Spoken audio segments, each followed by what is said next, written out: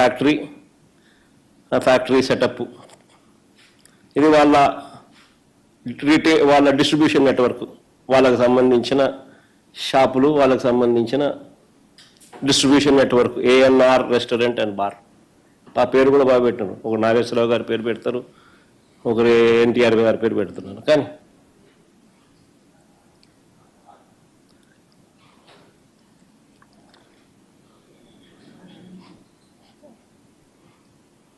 ఇది పరవాడలో, ఇది అనకాపల్లి జిల్లా పరవాడలో, అక్కడ ఒక చిన్న సైజ్ ఫ్యాక్టరీ. చూడు, మళ్ళీ ముసుకేసి మళ్ళీ పెడతారు. మళ్ళీ ఎక్కడ మనుషులు బయట ఫోటోలు బయటికి రాకూడదు. సేమ్ ఇదే సెటప్ అక్కడ కూడా, ఇదే మాదిరిగానే స్టిక్కర్లు, ఇదే మాదిరిగానే ఏకంగా స్టిక్కర్లు, బాటిళ్ళు, లేబుళ్ళు, మ్యానుఫ్యాక్చరింగు అందులో ఒక చోట కూడా కాదు.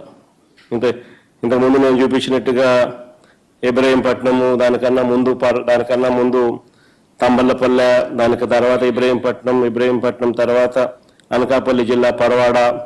ఇక్కడ పరవాడలో చేస్తా ఉన్నది ఎవరు అని అంటే నిక్లం నకిలీ మద్యం తయారీలో స్పీకర్ అయ్యన్న పాత్రుడు సన్నిహితుడు రుత్తల రాము.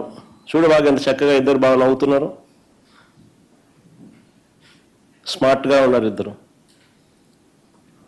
కానీ ఇది అమలాపురంలో పట్టుబడ్డ నకిలీ బాటిళ్ళు, నకిలీ మద్యం మిషన్, అంత మిషన్ కూడా కనపడుతూ ఉంది. బాటిళ్ళు, దానికి సంబంధించిన కాటన్లు, బాటిళ్ళు, అన్ని లేబుళ్ళు, మిషన్ అన్ని కలిపి చూపిస్తూ ఉన్నారు. ఇది పాలకొల్లులో నకిలీ మద్యం తయారీ గుట్టుకు సంబంధించి పాలకొల్లులో, ఇది ఏలూరులో, ఇది రేపల్లెలో, ఇది నెల్లూరులో,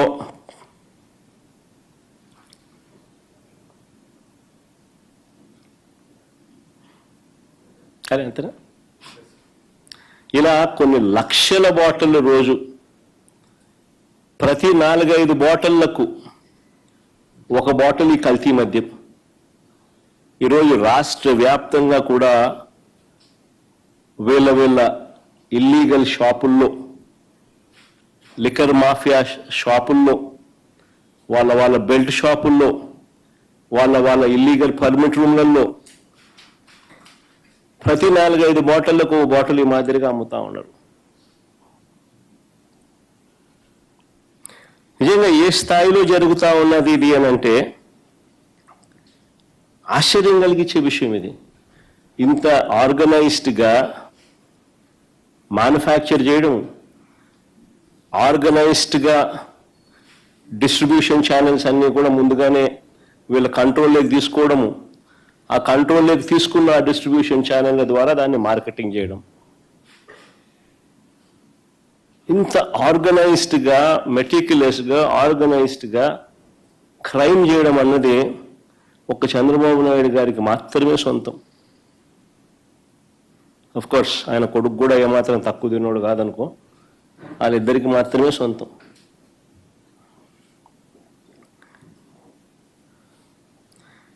దీని నుంచి డైవర్ట్ చేయడానికి 2 సంవత్సరాలు అయిపోయింది. ఇల్లే అధికారంలో ఉన్నారు. 2 సంవత్సరాల నుంచి ఇదే కార్యక్రమం చేస్తూ ఉన్నారు.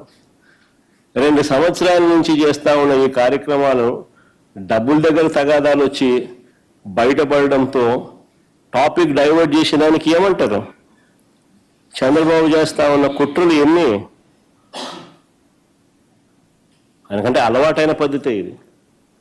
ఇంతకుముందు ఎన్టీ రామారావు గారిని వెన్నుపోటు పొడిచిన దగ్గర నుంచి ఆయన ఫ్లాష్ బ్యాక్ అంతా తిరిగి చూస్తే చేసేది ఆయనే, మళ్ళీ నెపాన్ని నెట్టేది, వేరే వాళ్ళ మీద నెట్టేది ఆయనే, దానికి వత్తాసు పలికేది ఇదే ఎల్లో మీడియాని. అప్పుడైనా ఇప్పుడైనా ఎప్పుడైనా ఇదే మోడస్ ఆపరండి.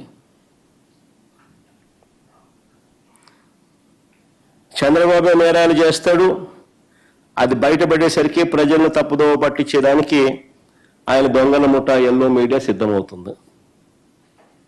అంతా ఆర్కెస్ట్రేటెడ్గా ఒక అబద్ధాన్ని నిజమని చెప్పి నమ్మించే దానికోసం డైవర్షన్ పాలిటిక్స్లో చెప్పిన అబద్ధమే 100 సార్లు చెప్పే కార్యక్రమం జరుగుతూ పోతుంది.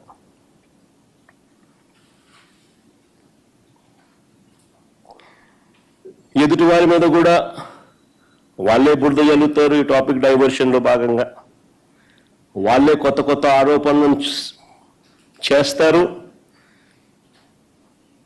వాళ్ళే ఆ ఆరోపణలను నిజం చెయ్యాలి అని చెప్పి తాపత్రయంతో ఒక సిట్టు కూడా వేస్తారు. తప్పుడు విచారణ చేస్తారు, తప్పుడు సాక్ష్యాలను సృష్టిస్తాడు,